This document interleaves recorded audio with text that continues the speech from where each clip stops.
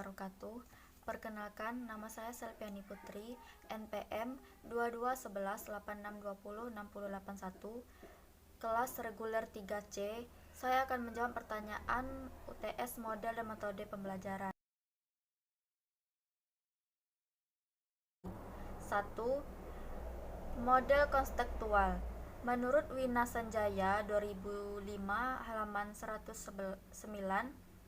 pembelajaran konstektual adalah suatu pendekatan pembelajaran yang menekankan pada proses keterlibatan siswa secara penuh untuk menemukan materi yang dipelajari dan menghubungkannya dengan situasi kehidupan nyata sehingga mendorong siswa untuk dapat menerapkannya pada kehidupan mereka.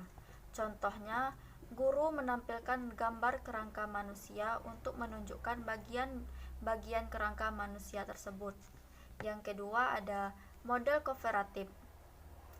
Menurut Baharudin dan Wahyuni 2008 halaman 128, model kooperatif yaitu strategi yang digunakan untuk proses belajar di mana siswa akan lebih mudah menemukan secara komprehensif konsep-konsep yang sulit jika mereka mendiskusikannya dengan siswa yang lain tentang problem yang dihadapi.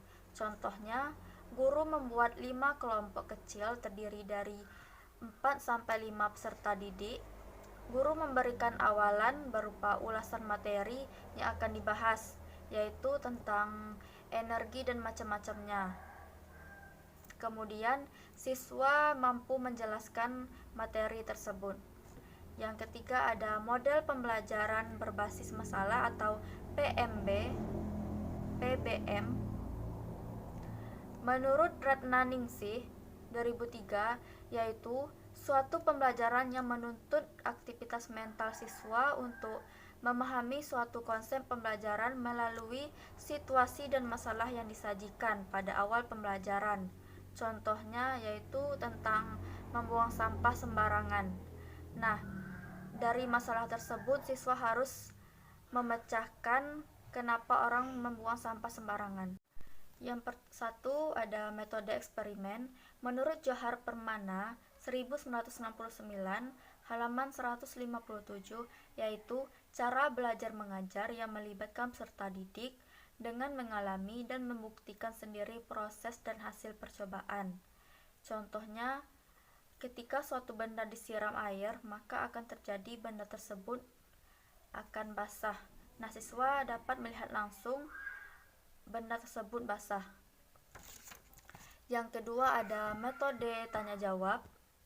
Menurut Saiful Bahri Jamarah 2006 halaman 94, yaitu cara penyajian pembelajaran dalam bentuk pernyataan yang harus dijawab, terutama dari guru kepada siswa, tetapi dapat pula dari siswa kepada guru. Contohnya, guru memberikan pertanyaan seputar pembelajaran sebelumnya kepada siswa dan siswa harus menjawab pertanyaan tersebut. Yang ketiga ada metode drill. Menurut Fahru Rozi 2022, yaitu suatu kegiatan melakukan hal yang sama berulang-ulang secara sungguh-sungguh dengan tujuan untuk memperkuat suatu asosiasi atau menyempurnakan suatu keterampilan agar menjadi bersifat permanen.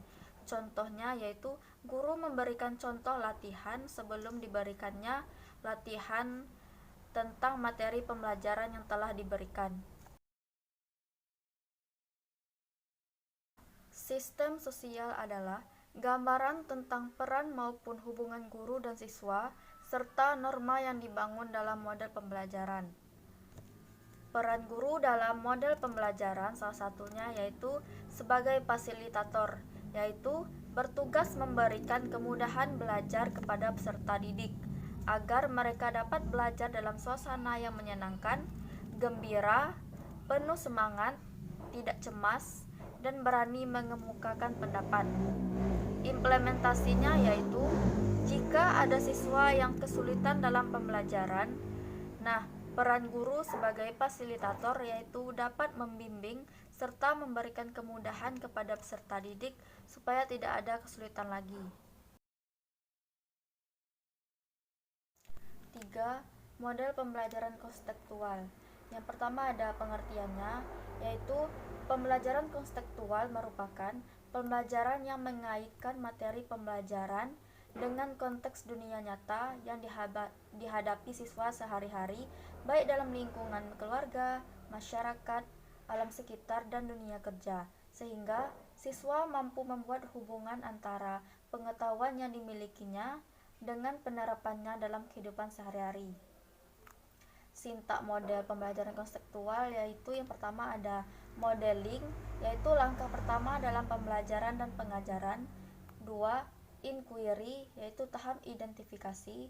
Ketiga ada questioning, yaitu tahap bertanya. Yang keempat ada learning community, yaitu membentuk kelompok atau grup belajar. Yang kelima ada konstruktivisme, yaitu membuat pengertian secara mandiri.